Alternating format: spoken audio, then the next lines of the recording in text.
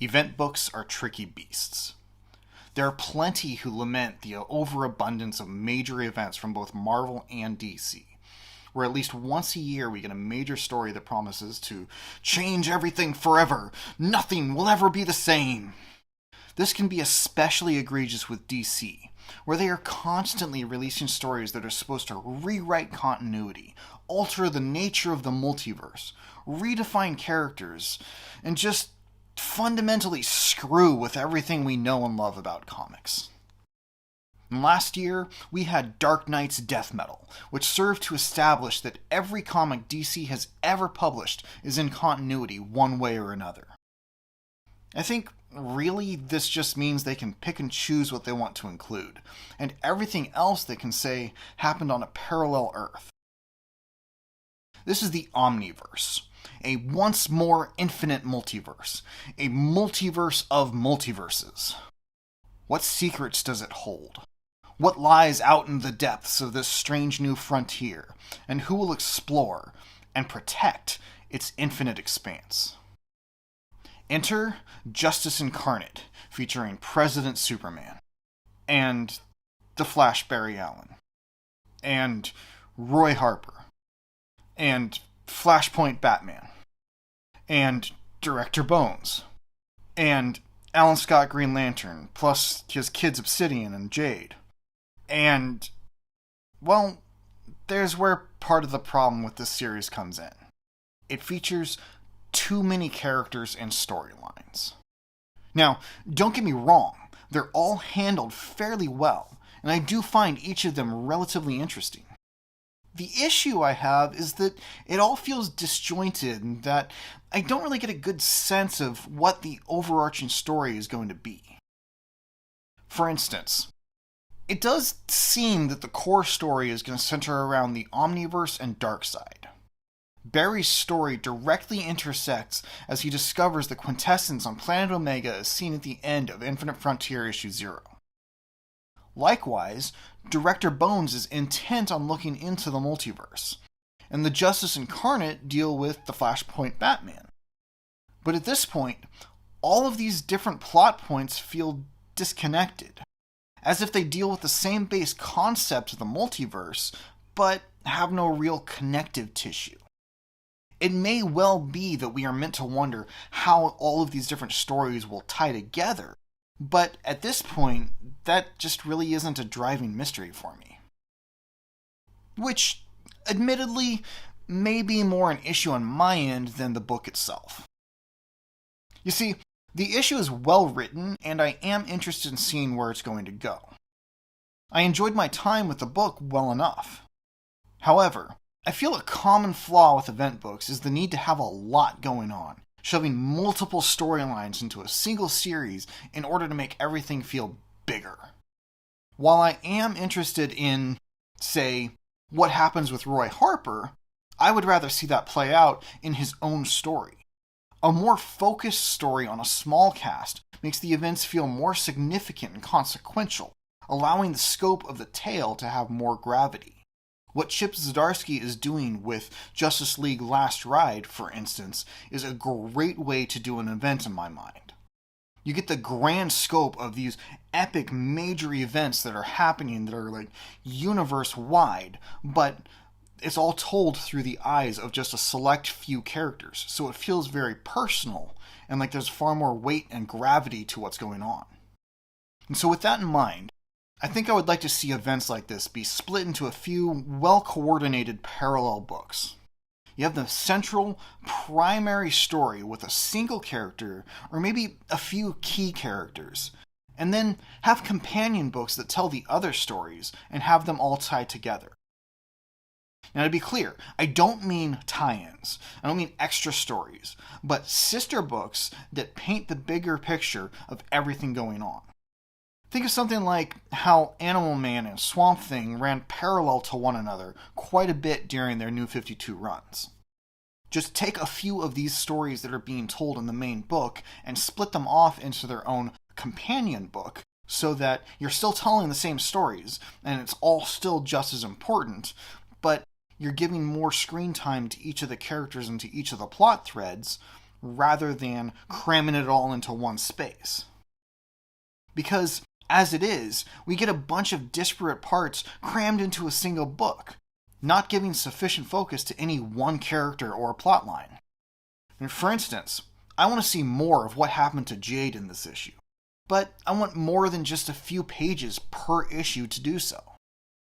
And that rant aside, I feel like this book has one other major weakness: reliance on other books. It assumes that you read Infinite Frontier issue 0, even though that came out months ago. For instance, Darkseid was shown at the end of issue 0, and though he is featured on the cover of issue 1, he isn't seen once within. If it weren't for the cover, there would be no way for a reader to know that it features Darkseid if they hadn't read issue 0. There's also the Infinite Frontier Secret Files series, which I believe is digital first. And this serves to reacquaint readers with each of these characters, as the majority of them haven't been a focus from DC in quite a while, or else have never had their own books, as is the case with President Superman. Though Williamson does a decent job with each of the characters in this issue and establishing what they're about, it feels quite odd to jump into a story focused on characters who haven't been around much lately, if at all. But what if you have read these related stories and you're already familiar with all of these characters, as I am? Well then, there is quite a bit interesting going on here. And now, spoiler warning, from here on out, I am going to be talking openly about the story contents and giving my thoughts. So the book opens with a spaceship crash landing on Earth in front of an older couple in a scene familiar to any comic reader, playing out the familiar Superman origin we all know too well. The kindly old couple get out of their vehicle to investigate, only this is no baby Kal-El. No, it's the Flashpoint Batman, beaten and bloody, strapped into an escape pod, and he has crash-landed on Earth 23, home of President Superman. And this is a strong opening, showing us right away that multiversal hijinks absolutely will ensue. There isn't much more I can say about this other than the fact that I am glad they're leaning into all of the possibilities the multiverse will allow, giving us good interdimensional reality hopping stories. And this is immediately followed by discussions of the multiverse by the average person, establishing that humanity remembers the events of Dark Knight's death metal. They know about the crisis, they know about reality ending and being reborn, and they know about the multiverse. This is big. Humanity has never remembered any other crisis before this. In fact, after Crisis on Infinite Earths, the only person to remember the old continuity was Psychopirate, who thankfully also appears in this book. Playing with the idea of all of humanity knowing about the multiverse and godlike multiversal beings has a lot of potential. I unfortunately suspect that won't play out too much beyond this book, as I would love to play with this idea further. For instance, how does this affect religion throughout the world? What kind of existential crisis would the average person go through when they realize that there are alternate versions of themselves existing on parallel Earths? How would living through the destruction and restructuring of all of reality affect their minds? What new belief systems would arise as a result of this? Could we see the rise of multiversal cults? There are so many things that could be done with this, and it really makes me wish that I could pitch a book to DC exploring these concepts. Again, I doubt most of them will be addressed, but I am interested to see what Williamson does with the basic idea here. From there, we get Alan Scott fighting alongside a team that is explored in the Secret Files tie-ins. An interesting team-up of Mr. Terrific, Talia al Ghul, Vandal Savage, Hawkgirl, and Lex Luthor. Unfortunately, this group was introduced in a single panel of Infinite Frontier 0, as well as the last issue of Death Metal, but they only appear on a single page in this issue. And this harkens back to my earlier complaint about needing the tie-ins for further context, as well as cramming too much into the book and not allowing the individual parts to breathe enough. I'm sure that this group will feature more later, but it's odd to have them appear so briefly here. In fact, Martian Manhunter is part of the group, but he isn't even shown in this issue. And we continue on with Alan Scott going to meet up with his children.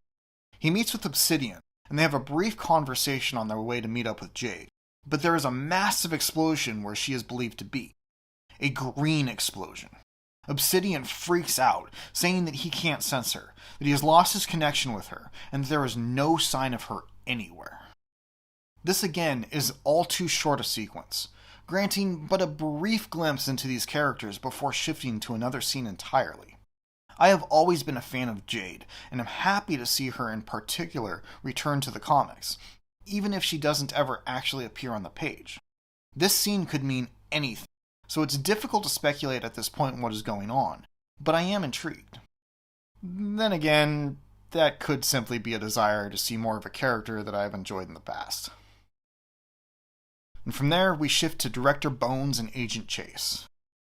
Bones has something that lets him blackmail her into working with him. And I don't really have much thoughts on this. There really isn't much given here, and these are the characters that I am probably the least familiar with. So I'd say that this is probably the least interesting and maybe even least important sequence in the book. So then we quickly shift to Flashpoint Batman waking up in the House of Heroes, facing the Justice Incarnate. And these are President Superman, Captain Carrot, Aquawoman of Earth 11, Mary Marvel of Earth 5, and Machine Head of Earth 8, who is a DC Elseworlds pastiche to Iron Man. And though this sequence doesn't really do too much plot-wise other than establishing that Batman is looking for Barry Allen, but which one, as President Superman asks, but it does a good job of highlighting these characters. I really like when Captain Carrot is incorporated into stories, and I appreciate when riffs on characters from other publishers feature. That being said, there is a small tidbit that Batman says about the other Stooges who couldn't hold him, suggesting that he broke out of somewhere where not just one person, but an entire group of people were attempting to hold him hostage. Could this possibly be the group featured at the end in Roy Harper's sequence? That would be my guess, but I'll discuss them more when I reach that point. We move on from there to see where Barry is as he runs through the multiverse, stopping off on various Earths to gather multiversal energy in order to access Earth Omega. This is a nice little sequence highlighting alternate Earths, including the Tangent, Kingdom Come, and Red Sun universes. But the standout is the single panel depicting Stan Lee's Just Imagine universe. This was a series of one-shots where Stan Lee reimagined the major Justice League characters and concepts as what he might have done if he were the one to create them. It's been years since I have read them, so I don't really remember much about them, but maybe I'll pick those up again and do a video on them sometime in the future. Let me know in the comments if you'd like to see that. As Barry reaches Earth Omega, he comes across the corpses of the Quintessence. Highfather, Ganthet, the Spectre, the Phantom Stranger, the Wizard Shazam, and Hera, all killed by Darkseid at the end of Infinite Frontier Issue 0, their corpses still exuding mystical energy.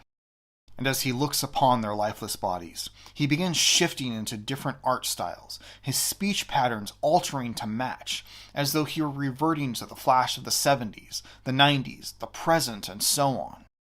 This is a great sequence, highlighting the ways continuity will be at play, suggesting that time and the Omniverse are not as settled and established as they might seem. There are many different ways this could go, and it will be interesting to see what Joshua Williamson has in store for us. And then enters Psycho Pirate, taunting Barry, hearing a great voice from beyond that is presumably Darkseid, reminding him of his new role in this story. Psycho Pirate tells of a new crisis to come, and he says that he and Barry are going to work together, work to locate someone. And this is a setup that I find very intriguing. The fact that Darkseid has Psycho Pirate working for him. That they are preparing for a coming crisis. that they are looking for someone as part of this process. Who could Darkseid want to locate that he would deign to work with the Flash, even if it's by force? What is in store with this coming crisis? The inclusion of the Psycho-Pirate, the fact that everyone remembers the last crisis and the restructuring of reality, and that Barry warped through alternate timelines of himself, all suggest some potentially crazy multiversal and omniversal shenanigans ahead. And finally, we move to the final sequence, with Roy Harper in a diner listening to people argue about the multiverse. That some people believe it was mass hysteria, while others believe it's real. It gets heated when suddenly the wall of the diner explodes and in come three figures, two futuristic soldiers and their leader, a person called Extract. They suggest that Roy shouldn't be here, that he shouldn't exist, or maybe he shouldn't be back from the dead, and that they will extract him and leave no witnesses behind. Only a massive black fist punches Extract out of the building, then proceeds to do the same to the soldiers. Roy is dazed and goes to thank whoever it was that saved him, only to find that he is wearing a Black Lantern ring and costume, and he is surrounded by 4 Black Lantern constructs of past versions of himself. And man, let me tell you, this is the sequence that really worked for me. Each of the others might present interesting story ideas and character development, but this scene with Roy is what actually kicked it up a notch. First, we get Extract, a new character coming out of nowhere to remove Roy because he doesn't belong. The implication is that he should have never come back to life, which seems to have happened in the restructuring of the multiverse. Could it be that this is a new group that is tasked with ensuring that the Prime Universe adheres to certain rules? Something akin to the Time Variance Authority in the Loki show on Disney+? Or maybe they are set out to ensure that death remains final, retrieving those who come back and sequestering them away from the rest of the multiverse lest they contaminate it. Or maybe they are tasked with policing and limiting multiversal travel, as could be indicated if they were the ones that were holding Flashpoint Batman. There are a number of things that this group could be based off of what little was shown here, and all of them could be very interesting and have major implications for the direction of the DC Universe in the future. But beyond that, the biggest thing for me is Black Lantern Roy Harper. The fact that he used the ring and its powers without intending to, seemingly without even being aware that he had possession of it. The fact that he didn't resurrect the dead, but instead manifested constructs of his past selves. And that makes me think, could the ring be taking on a more metaphorical sense of death? See, each of these manifestations represent past versions of himself, from Speedy to Red Arrow to Arsenal, and each was something of a rebirth for the character. But a rebirth implies a death of sorts, at least a metaphorical death of the past self. Could it be that the ring is manifesting these dead Roys as a less literal interpretation of death? And this is what I was talking about when I suggested that Roy's story in Infinite Frontier could be its own parallel story. I would love to see a deeper exploration of how death manifests for a character like Roy. Heck, I would love to write that book. With all he has gone through, this is a concept that really needs to be explored on its own, not simply as one of several stories vying for space in a much larger tale. And overall, this was a book that felt a little lackluster most of the way through. There was nothing bad about it, but it tried to cram too much into a small space and lacked focus as a result. Stories like this can often later tie everything together and make it feel much more cohesive in the end. But at least to start, it offers a lot of small tastes without really delving into the main story. It's all well written, and most of it is intriguing enough that I do want to see where it's going, so I will definitely keep reading. I do enjoy it, but the majority of it just wasn't as exciting as I would hope from an event book. And so, as of the first issue, I can't really say that you should rush out to read it. But if you're a DC fan, it's enjoyable enough, and it looks like there are some crazy things in store for future issues.